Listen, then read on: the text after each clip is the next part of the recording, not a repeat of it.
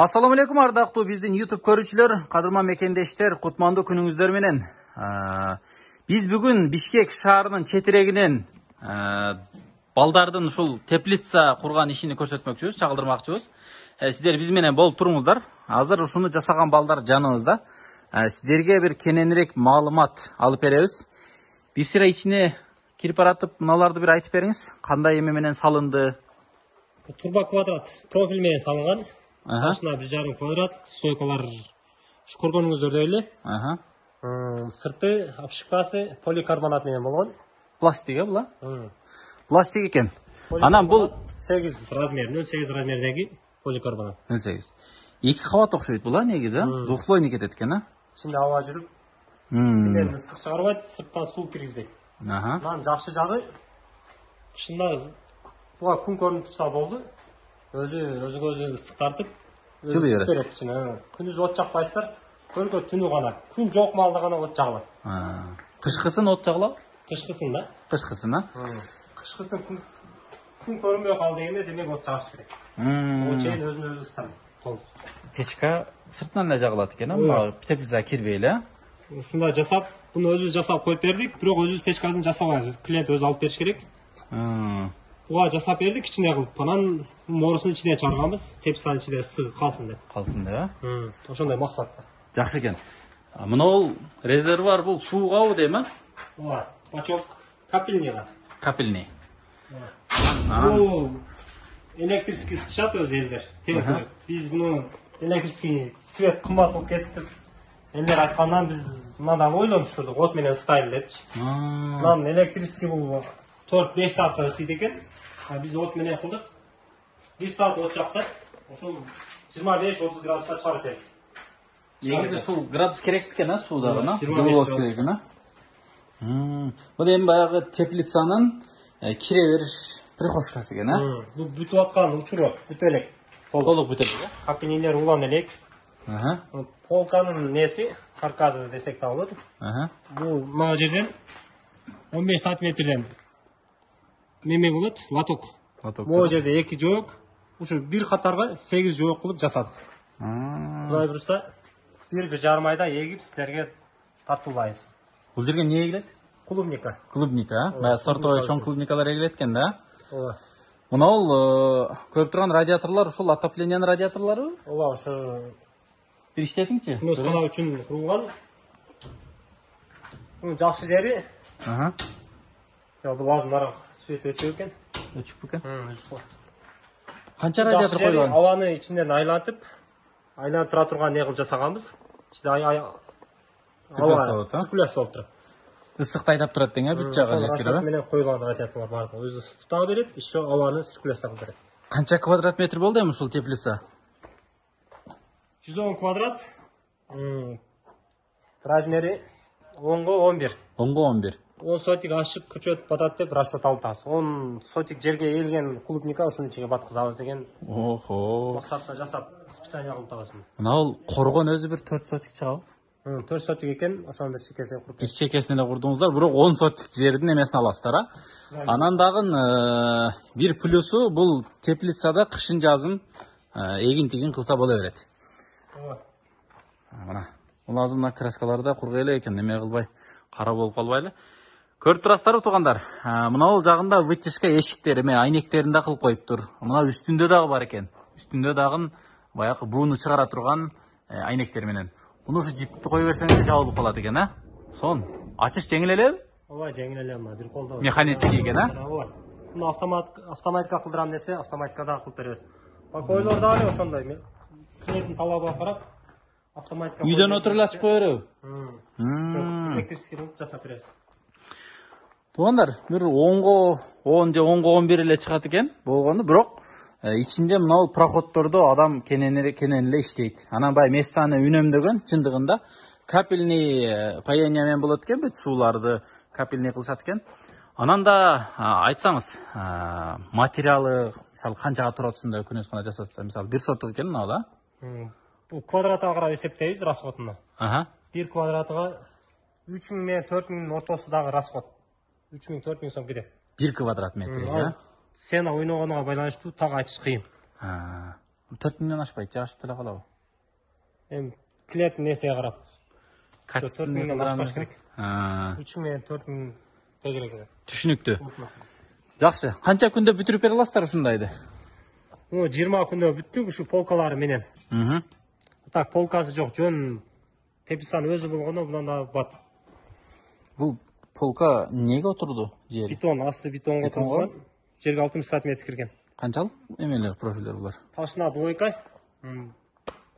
О 50ке 25. 25, а? Стойкасы 60ка 40. 40-тар. Жакшы экен. Ишиңиздерге ийгилик. Анан байке, мына ушул күнөзкананын бүтүп иштеп аткан күнөзкаларыңыздар барбы сиздер жасап бергендерден? Ооба, бар. Бадырыңа деп бүтүрүп, эгип чыгарып бергенибиз бар, ушу жакын жерде. Көрсөтөсүзбү? Көрсөтөбүз. Жүрүң анда ошону бир көрсөтөлү. Бул клубникага даярдалыптыр. Мына арчасы мал стойкалар бул жерге клубника эгилеткен. Биринчи катар, экинчи, 3, 4-үнчү катар. Демек, кичинекей место дебей, ушундай күнөзкана кылсаңыздар 10 соттук. 10 соттуктан дагы ашыраак мөмөнү ушуга батырсаңыздар болот. Себеби азыркы күндө клубника аябай хит болуп атат. Интернетте атсаң эле бүт эле клубника, ошон үчүн бул байкебиз дагы клубника эгебиз дептир. Жакшы. Биз анда кийинки парникти көрсөтөлү. Ал жакын эле жердеби? Ооба, ушул эле көчөдө. Ушул эле көчөдө, а? Ооба. Буну мен байкашымча мындай көбүнчө навестер кылат эле. Буну азыр эми жаңылык болуптур да, ушуну пленка койбой, ушун менен эле жабып атат экенсиздер, а? Ооба, поликарбонат бул атайын күнөзкананын өзү үчүн чыккан карбонат. Навестики бөлөк, бул бөлөк. Жакшы экен. Анан эмени пленка менен экөөнүн расходу бул бир аз кымбатыраак турса керек, а? Ооба, бул разница бир аз эмес, жакшы эле разница кылат. Жакшы эле разница кылат. Бирок жакшы жери алмаштырбайсыз. Жылуулугу да жакшы. Гарантия канча берет экен ушуга? 15 жыл экен. 15 жыл, а? Поликарбонаттын А гарантиясы. пленканы канчада бир алмаштырышат? Билсеңиз. 3 жылда бир алмаштырат, а? Чирип калат, а 3 жылда? Жакшы экен. Мына караңыздар, күнөзкананы. Мына ол азыр 4 соттук жер болсо, туугандар, мына ол баш жагында бакка да место калыптыр, бул жагында баягы хозпостройкалары да бузулбаптыр. Негизи эгерде бир аз мээнет кылып аракет кылып койсок, ушундай бир жакшы натыйжаларга келебиз, сөзсүз түрдө. Эми ушинтип сиздер элге кызмат кыласыздар. Алла разы болсун сиздерге дагы. Мына бул жагында багы бузулбаптыр. Бул жерде дагы 2 соттуктай жери бар экен. Негизи ушул кичинекей эле жерге ушул күнөзкананы батырышып коюптур. Ийгилик ишиңиздерге. Анда эмесе туугандар, биз кийинки күнөзканага өтүп баратабыз. Туугандар, биз жакын жердеги экинчи теплицага келип калдык. Бул жерде мына ээси үйдө жашап, ошол үйүнүн коргонуна теплица кылдырыптыр. Азыркы эле теплицага окшош, бирок мунун бир аз аянты чоңураак экен. Анан туугандар, бул жерде азыр учурда эгин эгилген экен.